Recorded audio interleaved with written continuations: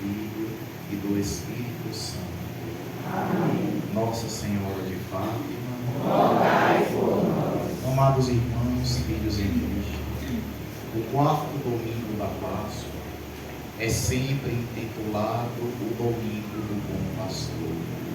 Quando nós olhamos na língua grega, que é a língua do Novo Testamento, na verdade a expressão não é bom pastor, mas belo pastor. Jesus é o belo pastor. E onde se encontra a sua beleza? A sua beleza se encontra na sua doação para que todos os seus pudessem ter vida. Ele entrega a sua vida para que a gente possa colher a vida em plenitude.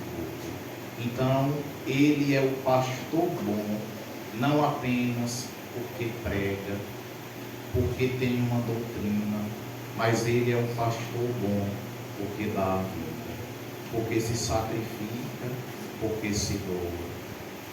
No Evangelho existem 3 verbos que nos ajudam a entender esse grande mistério da doação do Senhor como bom pastor. O primeiro deles é ouvir. As minhas ovelhas escutam a minha voz. Meus queridos irmãos, nós precisamos exercitar a escuta do Senhor. É a primeira atitude da vida espiritual. Na oração a gente não começa falando, a gente começa escutando. É aquela atitude de Maria, lembram? Que se senta aos pés do Senhor para ouvir a sua voz. Porque o apóstolo Paulo nos ensina que a fé entra pelo ouvido, cai no coração e gera uma resposta, uma adesão. Então, quem não exercita a escuta de Deus, também, consequentemente, nunca irá se interessar pelas realidades alheias, nunca irá apresentar os seus ouvidos para escutar o outro. Vejam que o mundo atual está carente de escuta. A gente muitas vezes nos nossos planejamentos, a gente elenca muita coisa, mas sem o essencial, todos os nossos projetos se tornam infrutíferos. Dentro, por exemplo, das nossas comunidades, nós podemos fazer belos projetos pastorais de como evangelizar, de como fazer isso ou aquilo. Mas eu digo para vocês, a carência de muita gente hoje é de ser escutado. A carência de muitos jovens hoje, da nossa cidade principalmente, é ter alguém que os escute. Porque se nós não fizermos isso, nós poderemos fazer os mais maravilhosos projetos que existirem, nenhum deles vai para frente. Por quê? Porque os elementos essenciais, eles são descartáveis. Então, meus irmãos, precisamos escutar a Deus, precisamos escutar os outros. E vejam que Jesus disse: as minhas ovelhas escutam a minha voz. Ora, não basta apenas verbalizarmos, eu pertenço ao Senhor, mas nós precisamos de sinais. E o Senhor nos mostra que os sinais são importantes. É preciso ouvir a sua voz, porque alguma voz a gente escuta, ou a voz de Deus, que nos conduz às águas refrescantes, como diz o Salmo, ou então a gente escuta a voz do maligno, que é o ladrão, que vem para matar, roubar e destruir. Mas na continuidade deste capítulo, no início deste capítulo tão belo, capítulo 10, Jesus diz: mas eu vim para que todos tenham vida e tenham em abundância. O segundo verbo que aparece aqui é o conhecimento. Eu as conheço. O verbo conhecer na literatura joanina não é algo que primeiro começa aqui, na racionalidade, mas primeiro começa no coração. Uma pessoa não conhece o Senhor porque sabe a Bíblia de cor salteado, sabe dizer capítulos e versículos, conhece o catecismo da igreja, os documentos, mas tudo isso se torna uma realidade em vão se a gente não coloca na nossa existência e a nossa vida não caminha segundo aqueles ensinamentos. Eu as conheço. Ora, o Senhor sonda os nossos corações. Ele sabe quando nos deitamos, Ele sabe quando acordamos. Nós nunca iremos nos apartar do olhar divino. Ele, na verdade, é quem melhor nos conhece. E Ele conhece mais você do que você se conhece. Na verdade, você acha que se conhece, mas na realidade você se desconhece muito mais do que se conhece. Porque você só vai se conhecer na luz do Senhor. Diante do olhar divino, aparece você como você é. Diante do olhar dos outros, muitas vezes aparece o que você não é, mas o que você finge ser. Então, é por isso que nós só conseguimos detectar do outro aquilo que é apresentado. Não conseguimos penetrar a sua alma. Por isso, meus irmãos, é que quando a gente está sozinho, diante do único olhar da qual nós não podemos jamais enganar, ali de fato aparece quem sou eu. O que sou de Santa Teresinha, sou o que sou diante de Deus. E o último verbo que aparece aqui é o seguimento. E elas me seguem. Ora, para seguir, eu preciso escutar e conhecer. E o que é seguir o Senhor? É ir para onde Ele vai. É fazer o que Ele faz, como diz a música do Padre Zezinho, né? Amar como Jesus amou, sonhar como Jesus sonhou, pensar como Jesus pensou, viver como Jesus viveu. Ora, eu preciso participar dos seus sofrimentos para participar da sua alegria. Só que a gente quer participar da alegria de Deus sem participar dos sofrimentos dele. Não. Vejam que belo é a leitura do Apocalipse que nós escutamos. Uma das mais belas que existe. Estavam de pé diante do trono e do cordeiro. Trajavam vestes brancas e traziam palmas na mão.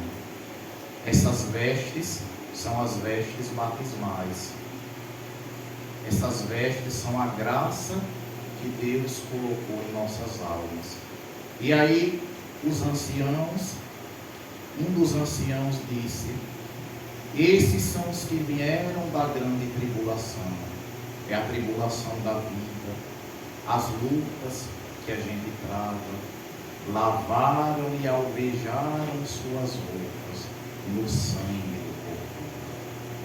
As vestes, amadas, foram manchadas muitas vezes, como as nossas também são. Mas eles, ao saber que tinha algo para alvejar essas roupas, foram lá alvejar. O que é que alveja as vestes brancas, torna alvas novamente? É o sangue do Cordeiro. Onde está o sangue do Cordeiro? Na confissão. Nós recebemos a veste no batismo. O pecado manchou as vestes, mas o sangue do Cordeiro lavou novamente e lava essas vestes. Porque para entrar no céu, nós só entraremos com as vestes brancas. Ou seja, nós só entraremos com a alma pura, lavada e purificada. E aí a continuidade da leitura diz: como é o céu? Como é participar da alegria do bom pastor? Olha aqui. Nunca mais terão fome, nem sede, nem os molestará o sol, nem algum calor ardente. Porque o Cordeiro que está no meio do trono será o seu pastor, e os conduzirá a fontes da água viva, e Deus enxugará as lágrimas de seus olhos. Quando ouvimos isso, o nosso coração deve palpitar de desejo pelo céu. Não teremos mais fome, nem sede, nem tribulação e nem sofrimento. No céu só existirá alegria. Do que é que nós nos alimentaremos no céu? Do amor do Senhor. O que é que nós faremos no céu? Nós estaremos, amados irmãos, de pé diante do Cordeiro, adorando, prestando culto, prestando amor e reverência. Mas, para que isso aconteça eternamente, você precisa fazer isso agora. Vejam na primeira leitura de hoje que Paulo e Barnabé vão pregar para os judeus, mas eles rejeitam.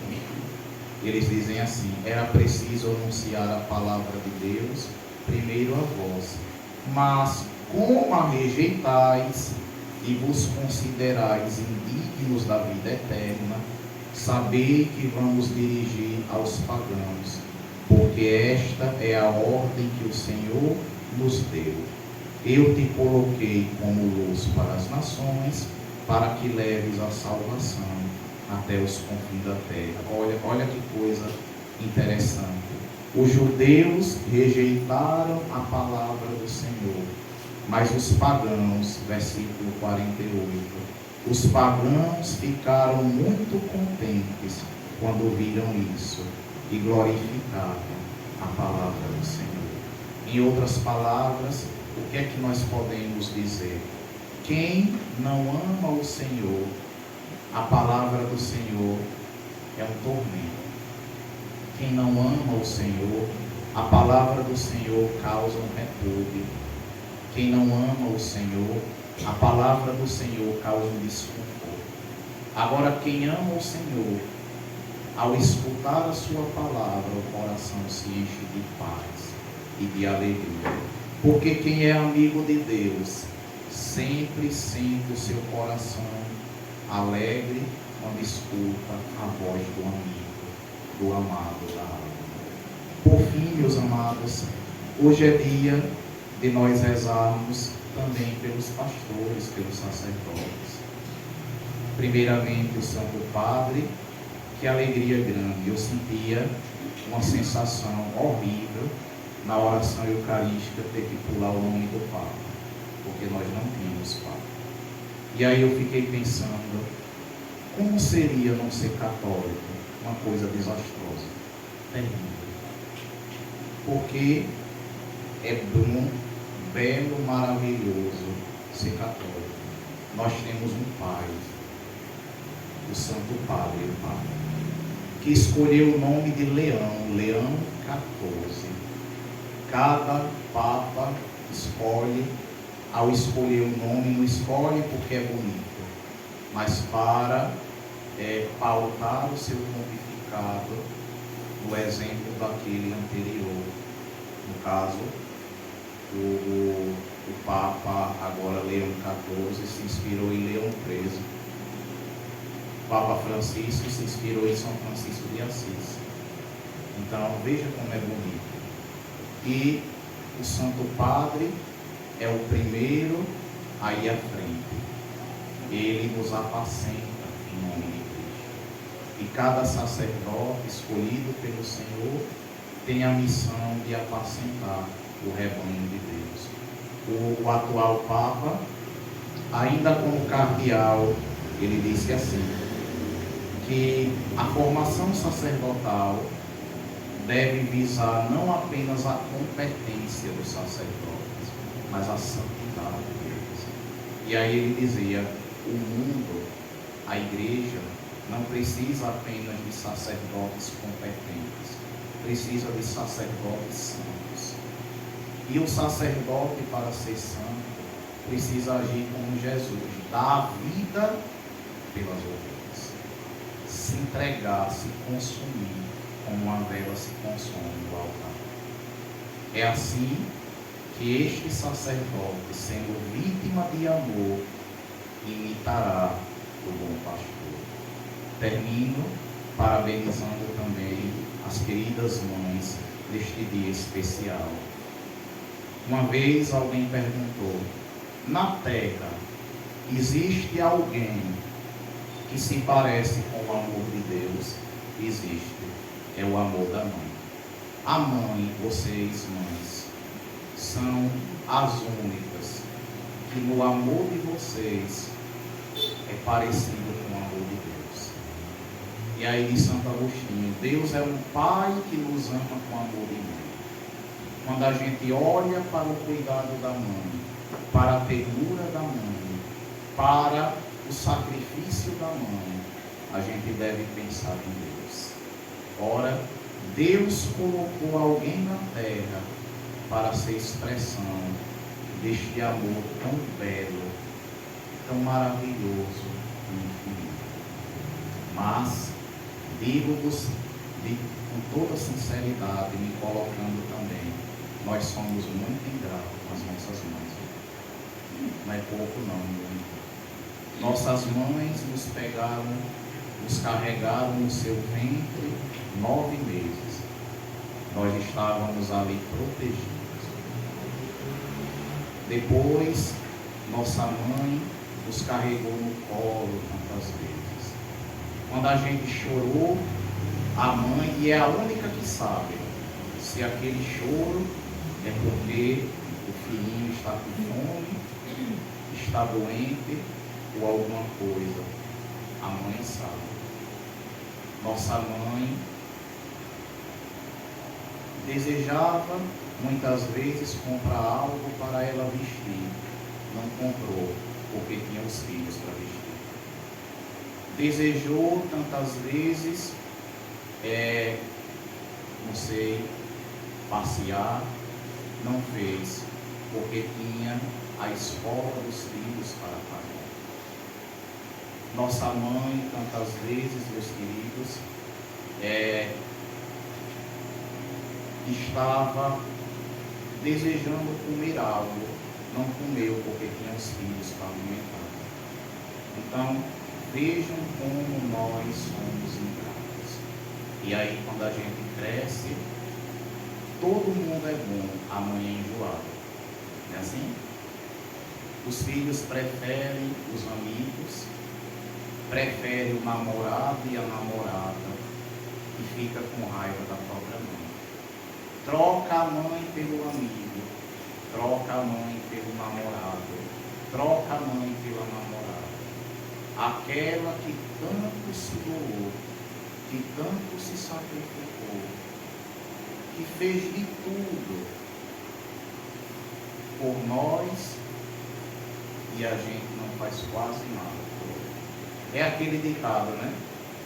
Uma mãe dá a vida por 100 filhos, 100 filhos não dá a vida por uma mãe. Então, quando eu vi essa expressão, o bom pastor dá a vida por suas ovelhas, a mãe é quem melhor pode expressar na terra essa doação. Aí a gente sabe o que é amado de verdade, porque os colegas, quando você não tiver nada para oferecer, eles vão embora. Quando o seu dinheiro acabar, eles vão embora, eles são seus amigos de farra, são seus amigos de bar, são seus amigos de momento. Quando acabar tudo isso, vão zarpar. Sua mãe está ali com você 24 horas. Quando você chega enlameado, sujo, quebrado, maltratado, os seus amigos não vão lhe acolher, não. Quem vai lhe acolher é sua mãe. É ou não é? E aí, eu acho muito bonito quando eu ouço das mães dizerem: olha, meu filho pode ser o que for. Eu falo, não quero que ninguém fale. É assim? É bonito de vocês. E outra coisa mais bela ainda, que faz vocês se parecerem com Deus. Seus filhos, e ajam sempre assim, viu? Olha, os filhos de vocês podem ser o que for. Podem andar em caminhos certos e Deus o livre em caminhos errados. Mas o seu filho é seu filho. Nunca vai perder isso. E nunca deixe de amar os filhos de vocês. E é bonito que quando todo mundo nos julga, está dizendo isso, você é isso, você é aquilo, você é aquilo outro. A mãe sempre diz: é o meu filho. Não tem adjetivos, tem um substantivo, como Deus, que não nos olha pelos adjetivos, porque a gente roubou, ou fez isso. Quem é aquilo ali? É fulano ladrão, aquele ali é fulano que adulterou, aquele ali é ciclano. Não.